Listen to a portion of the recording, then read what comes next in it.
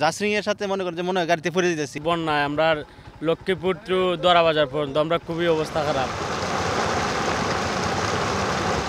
বন্যাপ্লাবিত ভাটির জনপদ সুনামগঞ্জের একদিকে পাহাড়ে ঢল, অন্যদিকে উজানেও বৃষ্টি, ভাটিতেও বৃষ্টি। ঢল ও ভারী বৃষ্টিপাতে সৃষ্ট বন্যার পানিতে জনজীবন বিপর্যস্ত হয় ঈদের আগের দিন থেকে। সড়ক উপচে হু হু পানি ঢুকে পড়ে সড়ক, গ্রাম সবখানে। কয়েকদিন মহাদুর্ভোগে কেটেছে ঘরবন্দি লোকজনের। 2022 সালের ভয়াবহ বন্যায় বিভীষিকাময় দুঃসময়ের অভিজ্ঞতাকে বিবেচনায় এবার নিজেদের জানমালের ক্ষতি এড়াতে প্রস্তুতি রেখেছিলেন সুনামগঞ্জের মানুষ। তাই প্রবল বেগে ভারতীয় পাহাড়ি ঢল নদী উপচে তীরবর্তী গ্রামগুলোতে ঢুকে পড়লেও কোথাও প্রাণহানির মতো ঘটনা ঘটেনি। তবে পানি নামতে শুরু করায় স্পষ্ট হচ্ছে বন্যার ক্ষত। স্পষ্ট হয়েছে জেলার কয়েকটি উপজেলার বেহাল সড়কের দৃশ্য। তবে সবচেয়ে বেশি ক্ষতি দোয়ারাবাজার উপজেলায়। এখানকার বেশিরভাগ গ্রামীণ রাস্তাঘাট ভেঙে চৌচির, উঠে গেছে বিটুমিন, ভেসে গেছে সড়ক ও রাস্তার নিচের মাটি। এতে ভোগান্তি বেড়েছে উপজেলার কয়েক লাখ মানুষের। নগদের কাছে সব গ্রাহকই প্রিয়, তাই তো সারা দেশে ক্যাশ আউট চার্জ সবচেয়ে কম।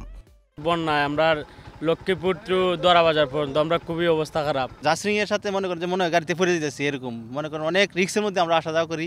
যদি রাস্তাঘাট খাম না হয় চলার মতো কোনো জনাই। সিলেট সুনামগঞ্জের যোগাযোগে ছাতকের বিভিন্ন স্থানে সড়কের চিত্র বেহাল। ব্যাপক ভাঙনের মুখে গুরুত্বপূর্ণ সড়কটি। সুরমা সেতুর বিভিন্ন স্থানে অ্যাপ্রোচ ধসে যাওয়ায় টানানো হয়েছে লাল নিশান। দিনের বেলায় কম থাকলেও সন্ধ্যার পর ঝুঁকি নিয়ে চলছেন স্থানীয়রা।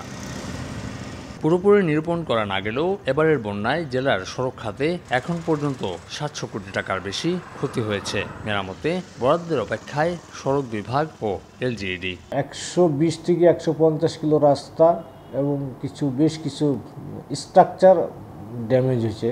এই সকল কাজ করতে গেলে আমাদের কিছু স্বল্পমেয়াদী পরিকল্পনা আছে, কিছু দীর্ঘমেয়াদী পরিকল্পনা, সব মিলিয়ে আমাদের 250 কোটি টাকার বরাদ্দের প্রয়োজন আর কি। সকল রাস্তাঘাট পুনরায় স্বাভাবিক অবস্থায় ফিরিয়ে আনতে অর্থ বরাদ্দের পাশাপাশি সময়েরও প্রয়োজন বলছে দপ্তরগুলো। বানের পানি নেমে যাওয়ার পর ভেসে ওঠা এই ক্ষত কাটিয়ে উঠতে প্রয়োজন এখন বিশেষ বরাদ্দ। কিন্তু সংস্কার কাজের ধীর গতি থাকলে এই সুফল ভোগ করতে এই জনপদের মানুষের কতদিন সময় লাগবে সেটি এখন চিন্তার বিষয়।